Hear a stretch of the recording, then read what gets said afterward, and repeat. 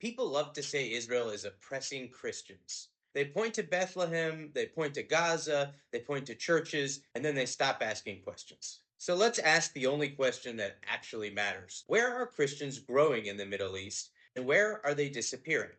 Start with Israel. In the Jewish state, the Christian population is not shrinking, it is growing year over year, with full citizenship, legal protections, freedom of worship, representation across medicine, law, academia, and government. That fact alone should already end the argument. Now, look at Palestinian controlled areas. Bethlehem is the clearest case study because it's supposed to be the heart of Christianity. In the mid 20th century, Bethlehem was overwhelmingly Christian. Today, Christians are a small minority, roughly 10%. That collapse did not happen under Israeli sovereignty. It accelerated after the Palestinian Authority took control in the 1990s. Now, look at Gaza.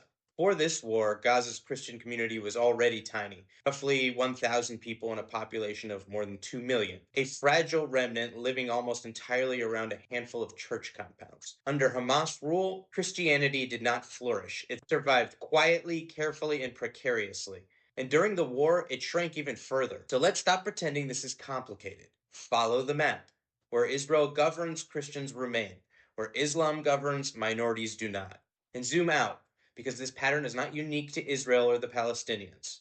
Right now, more than 360 million Christians worldwide live under active persecution. That is about 1 in 7 Christians on earth. And when you look at where that persecution is happening, the pattern becomes impossible to ignore.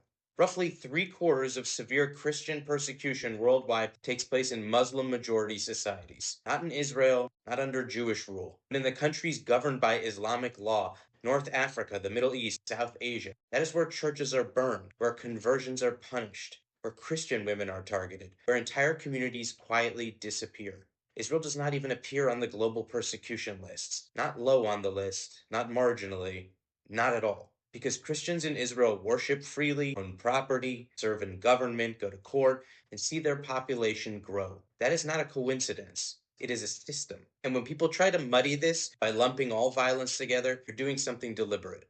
In the West Bank, the overwhelming source of violence is Palestinian terrorism. Stabbings, shootings, firebombings, car rammings, organized militant groups operating openly and with social support. That violence is frequent, it is ideological, it is lethal. It is not comparable to isolated criminal acts inside a functioning legal system. Pretending otherwise is not balance, it is narrative laundering. Here is the bottom line no protest sign wants to confront. In the entire Middle East, only one country has a growing Christian population. One.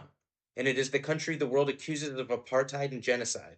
So if you're a Christian in the West, or a liberal who claims to care about minorities, or a human rights activist who still believes in evidence, ask yourself one simple question. If Israel is the problem, why do Christians grow under Israel and disappear everywhere else?